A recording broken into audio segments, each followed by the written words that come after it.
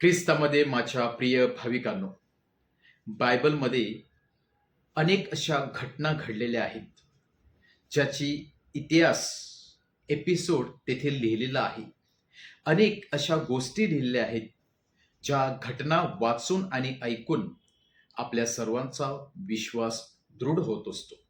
कारण ह्या केवळ गोष्टी नाहीत, तर या जिवंत घटना आहेत, जे इस्रायल आणि यहुदी लोकांच्या जीवनामध्ये झालेल्या होत्या आणि ज्याच्याद्वारे परमेश्वर आज देखील आपल्याला या बायबलद्वारे स्पर्श करत असतो.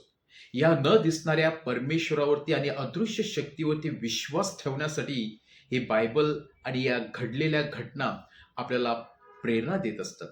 जुन्या करारामध्ये अनेक अशा घटना आहेत, पण एक सुंदर अशी घटना आणि गोष्ट ती म्हणजे दावीद राजा आणि गोलायत यांच्यामधील झालेला तो मोठा सामना.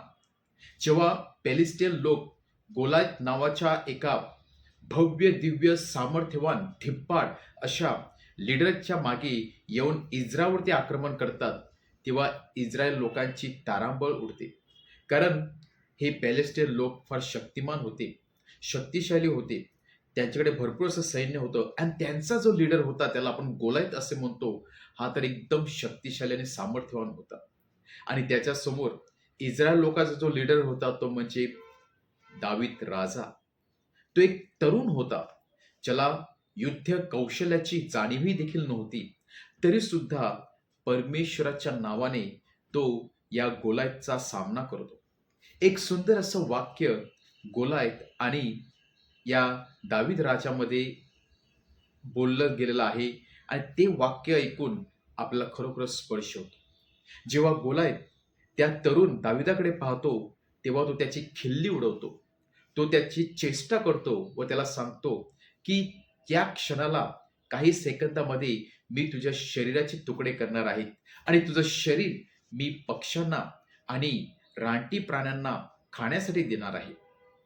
कारण माझ्याकडे पूर्ण सैन्य आहे, माझ्याकडे सर्व साहित्य आहे. परंतु त्यावरती दैवित राजांनी सांगितलेला किंवा दिलेलं उत्तर हे खरोखरच आपला विश्वास वाढवणारा असतो. दैवित राजा सांगत आहे, तू मला मारण्यासाठी तुझ्या हातात तलवार घेऊन येत आहे, तुझ्या हातात भाले आहेत, तुझ्या हातात अनेक साहित्य आहे, परंतु मी तुला मारण्यासाठी, तुझा सामना करण्यासाठी तलवारीने नाही, तर परमेश्वराच्या नावाने आलेलो आहे. मी परमेश्वराच्या नावाने आलेलो आहे आणि विजय माझाच होणार आहे. खरोखरच या क्षणाला या तरुण मुलाचा विश्वास किती प्रबळ होता, सामर्थ्यवान होता, हे आपल्याला या वाक्यातून दिसत आहे. आणि दावीद राजा काही क्षणातच आपल्या युक्तीने पेलिस्टिनचा पराभव करतो, दोवेल गोलायतला ठार मारतो व परमेश्वर हा जिवंत परमेश्वर आहे. तो कुठल्या व्यक्तीला कोणत्याही क्षणा उंच करू शकतो, सामर्थ्य पुरू शकतो, शक्ती पुरू शकतो, याचा पुरावा आज राजा दावीद आपल्या सर्वांना देत आहे. ही सुंदर अशी गोष्ट आज त्या बायबलच्या पानावरती सुवर्ण अक्षराने लिहिलेली आहे, जी आज देखील आपला विश्वास बळकट करत आहे. कधी-कधी हा गोलायत नावाचा व्यक्ती वेगवेगळ्या प्रकारे आपल्या मनामध्ये किंवा आपल्या जीवनामध्ये येत असतो, आपल्या जीवनामध्ये प्रवेश करत असतो.